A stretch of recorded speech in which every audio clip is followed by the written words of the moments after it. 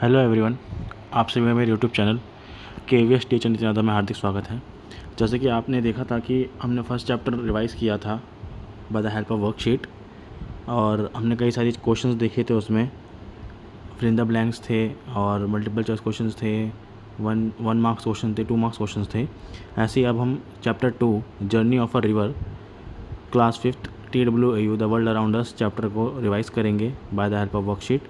और आपके एग्ज़ाम बस अराउंड द कॉर्नर हैं, तो आप उसकी अच्छे से प्रिपरेशन कर पाएंगे इस वर्कशीट की हेल्प से, जिससे कि आप अच्छा स्कोर कर पाएंगे अपने हाफ ईयरली एग्ज़ाम्स में।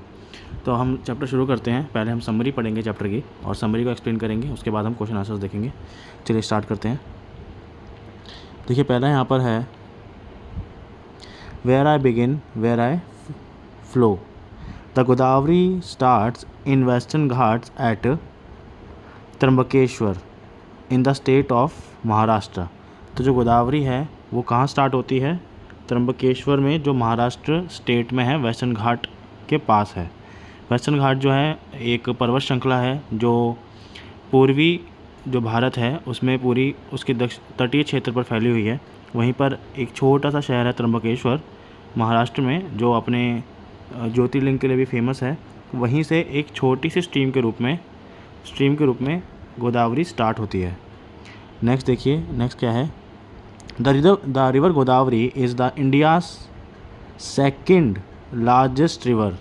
It becomes bigger as other streams join it and flows 1465 kilometres to meet the bay of Bengal. तो जो गोदावरी है सेकंड सबसे बड़ी रिवर है इंडिया की आफ्टर गंगा, और ये पूरे सदर्न इंडिया में फ़्लो करती है।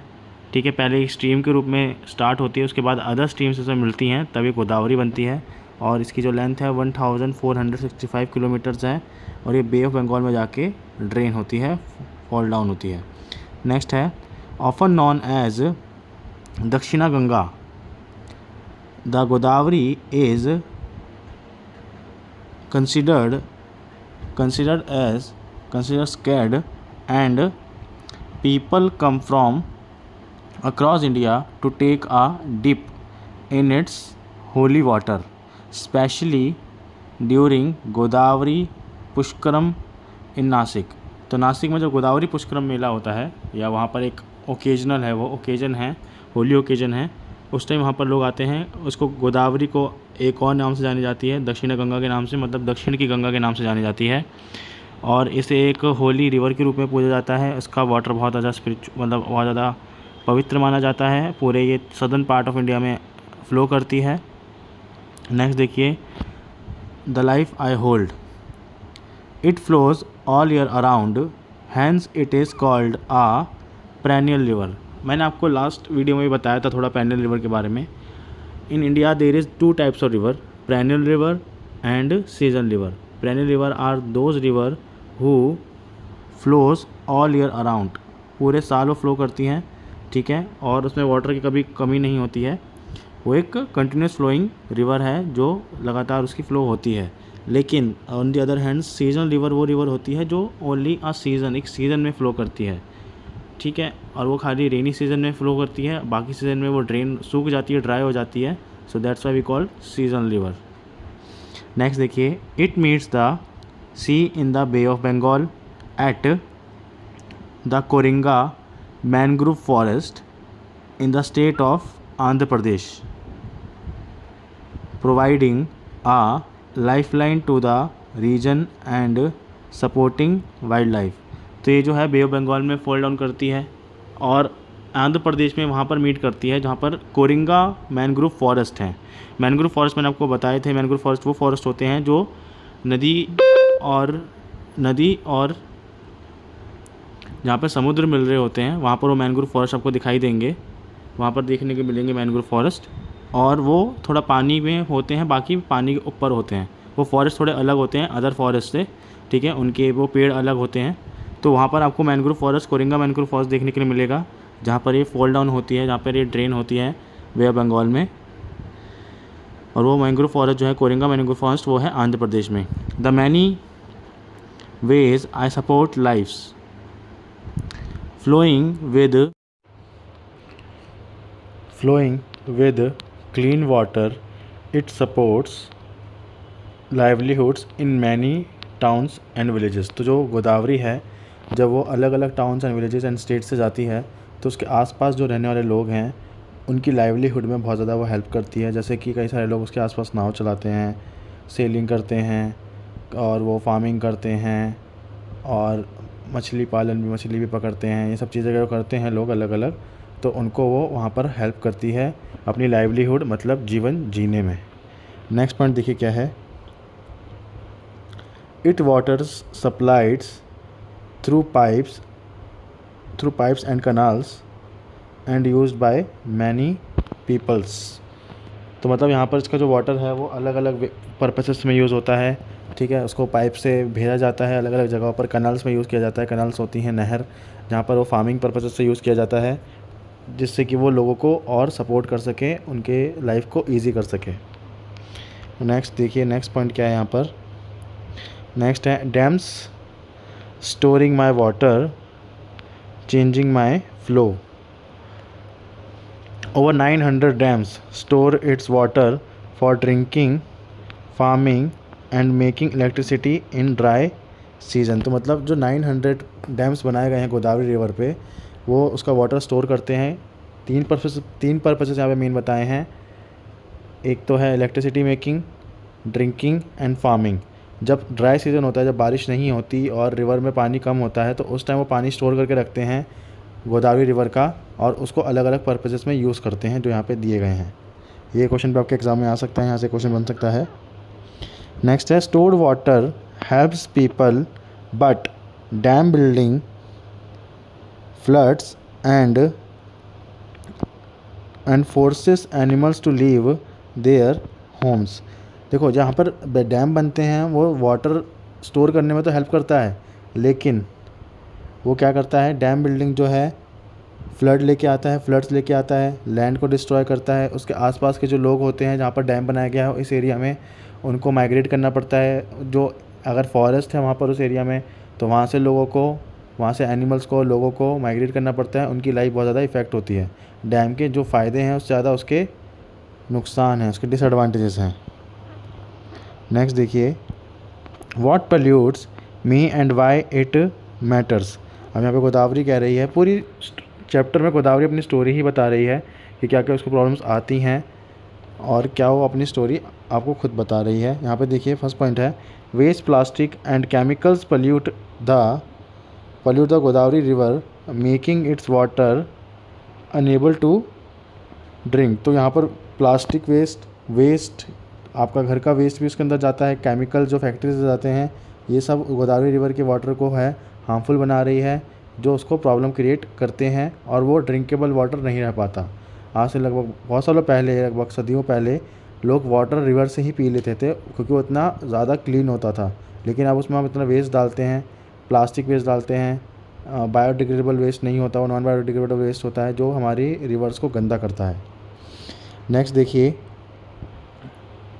Fertilisers uses too much plant growth which can choke the river and harm its life।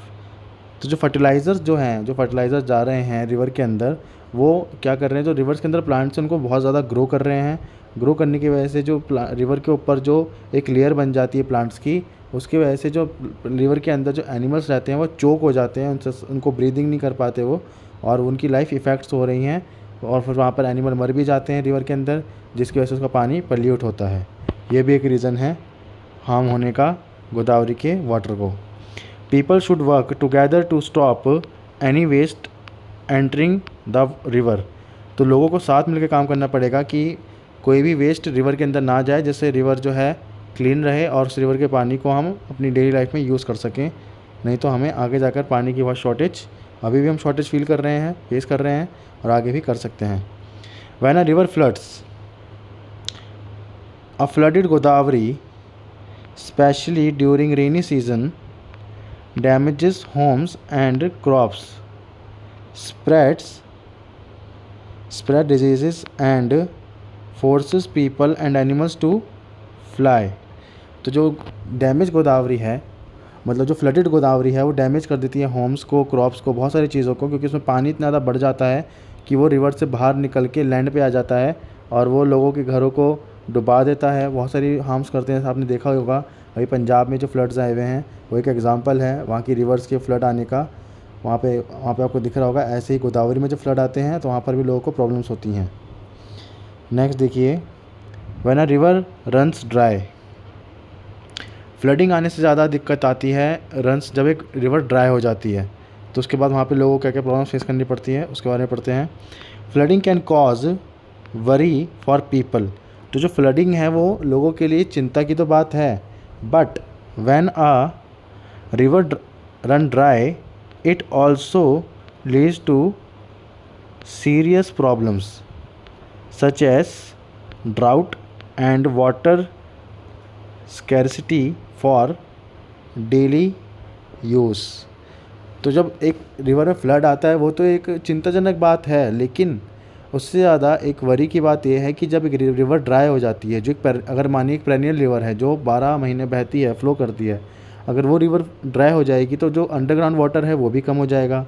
ठीक है, उसके आसपास जो लोग उस रिवर से यूज़ करते हैं उसके पानी का, वो भी उससे शॉर्ट हो जाएगी और आसपास के एरिया में ड्राउट हो जाएगा, सूखा पड़ जाएगा, जिससे लोगों को और ज़्यादा प्रॉब्लम आएगी। देखिए आपको यहाँ पे पिक्चर्स में भी दिख रही है सारी सिचुएशन। अब देखिए यहाँ पे बॉक्स में लिखा हुआ है eco tourism. Eco tourism helps us explore and learn about nature like rivers and mountains. तो इको टूरिज़म क्या है, आपने देखा होगा जब हम माउंटेन्स में जाते हैं, अलग अलग स्टेट्स में जाते हैं, शहरों में जाते हैं, शिमला, मनाली, मसूरी, तो वहाँ पर लोग इको टूरिज़म पे अपनी लाइवलीहुड चला रहे हैं।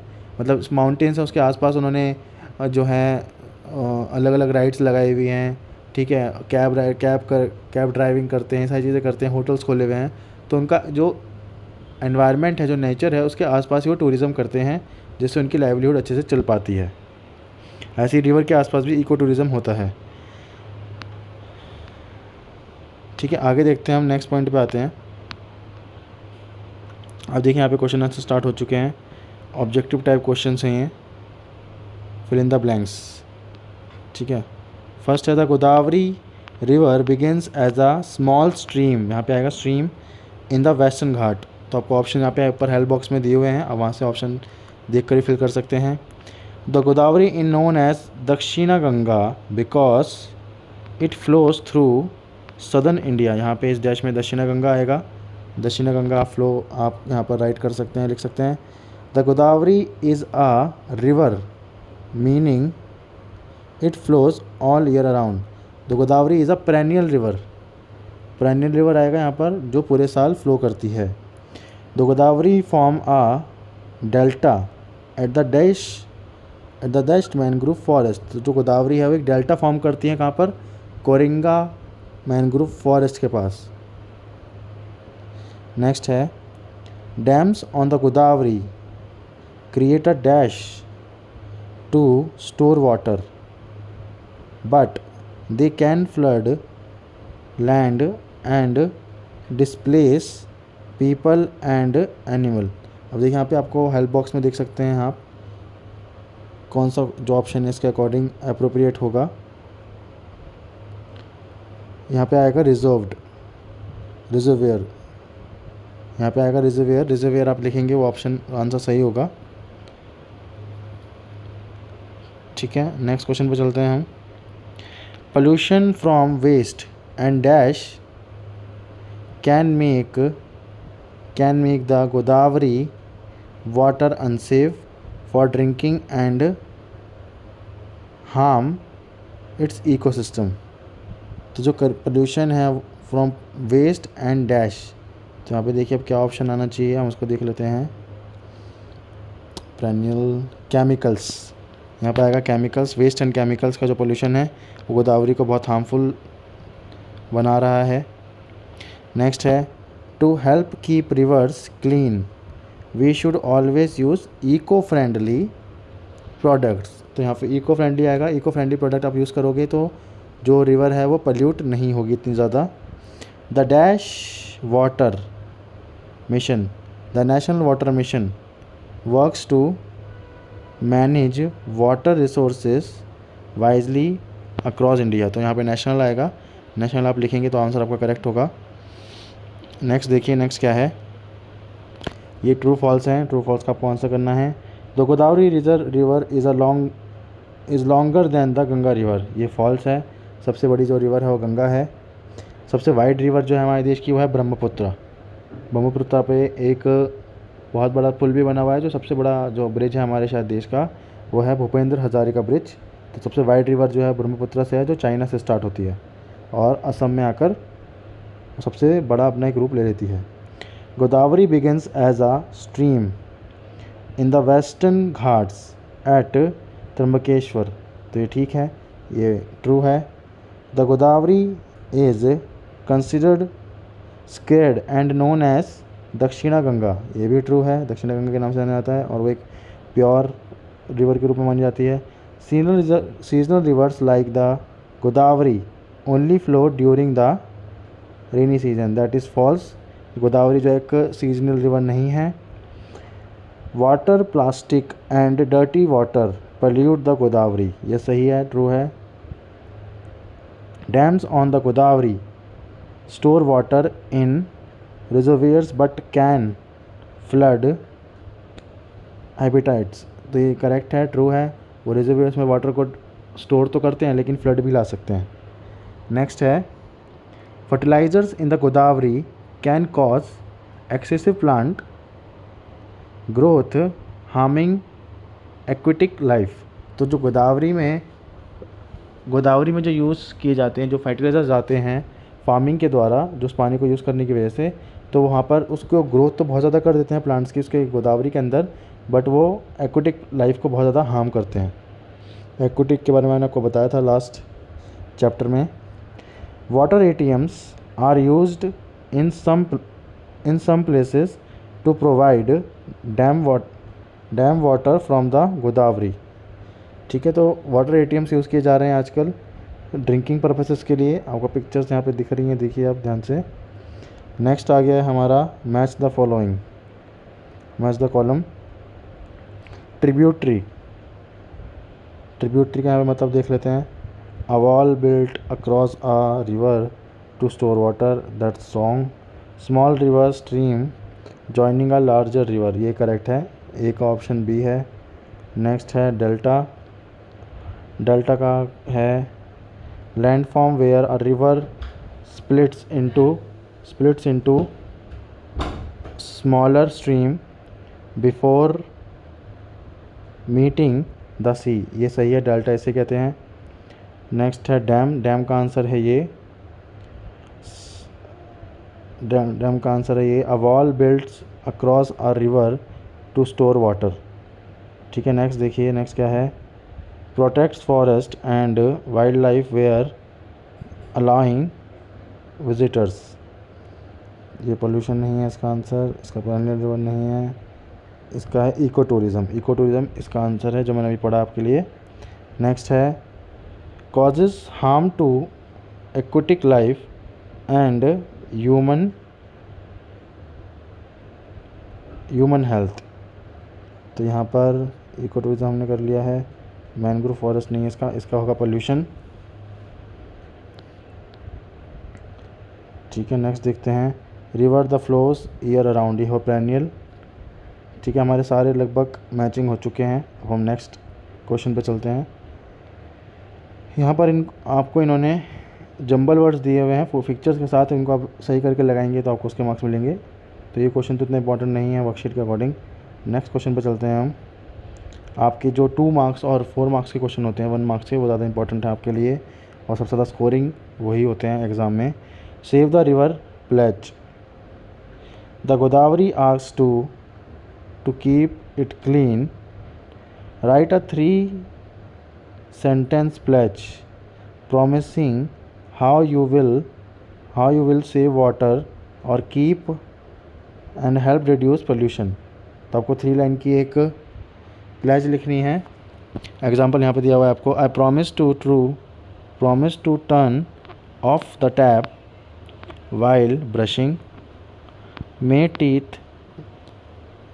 my teeth to save water and not throw waste in open, आप यहाँ पे एक लाइन और ऐड कर सकते हैं, I promise to that I did not और do not use plastic waste और सिंगल यूज़ प्लास्टिक और throw any kind of this kind of material in a water body और a river to pollute them. तो आप यहाँ पर ये answer लिखेंगे तो ये भी ठीक होगा। नेक्स्ट क्वेश्चन पे चलते हैं हम। Wild life spotlight. नेक्स्ट है, imagine you are an animal living in the Godavari forest like a tiger और an Indian golden gecko. Draw your animal and write 2 sentences about how the river helps you survive. Drinking water, finding food. हाँ, तो अब देखिए यहाँ पे आपको उस animal को ड्रॉ करना है और 2 लाइनें लिखनी है उसके बारे में।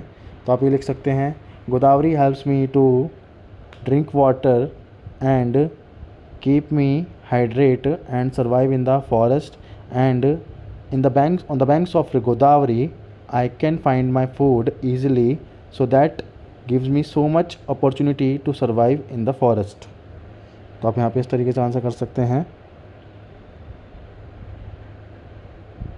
ठीक है, यहाँ पे आपको आंसर करना है। नेक्स्ट पेज पे आ जाते हैं हम। नेक्स्ट देखिए, ऑब्जर्व द, यहाँ पे आपको पिक्चर देख के आंसर करना है। जर्नी ऑफ अ रिवर, इस पिक्चर को देख के आपको आंसर करना है। अब देखिए यहाँ पे क्वेश्चन आंसर्स आ चुके हैं। What is the significance of the Godavari river being called Dakshina Ganga?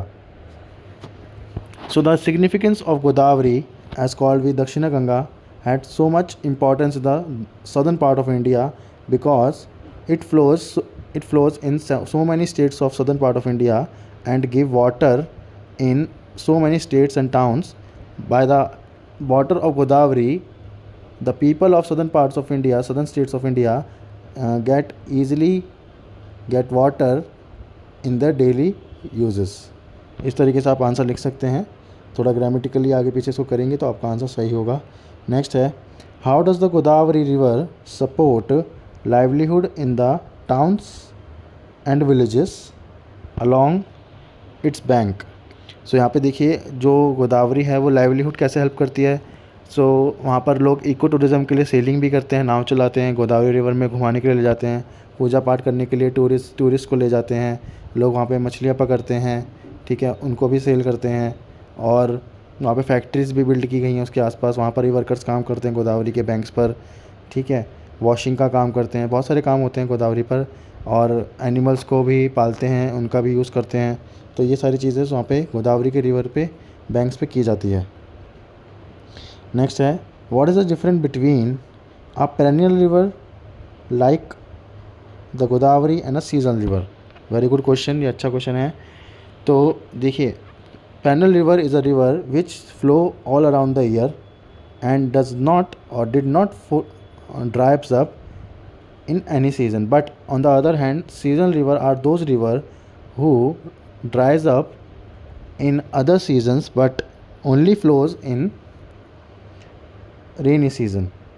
So there is a big and major difference in both of these things. Next है, how do the dams built on the Godavari river affect it। तो जो Godavari river पे dam बनाए जा रहे हैं वो कैसे उसको अफेक्ट कर रहे हैं। देखिए, उसके अंदर एक तो फ्लड लेके आ रहे हैं गोदावरी रिवर के अंदर, ठीक है, फ्लड लेके आ रहे हैं तो उसका जो रूप है और विकराल हो जाता है और ज़्यादा भयानक हो जाता है जब फ्लड आते हैं उसके अंदर। उसके आसपास जो गांव बसे हुए, जो शहर बसे हैं, वहाँ पे फ्लड आ जाता है, वहाँ पे लोग इफ़ेक्ट होते हैं, उनकी लाइफ इफ़ेक्ट होती हैं, कई लोगों की जान चली जाती है, ठीक है। और डैम बनने की वजह से उसके फ़्लो को इफ़ेक्ट किया जा रहा है, जो उसका नेचुरल फ़्लो है उसको टर्न किया जाता है, उसको मोड़ा जाता है, जिससे उसकी जो नेचुरलिटी है वो ख़त्म होती जा रही है। नेक्स्ट पेज पर आ जाते हैं हम, नेक्स्ट क्वेश्चन देखते हैं। How do the Coringa mangrove forest helps animal, plant and people.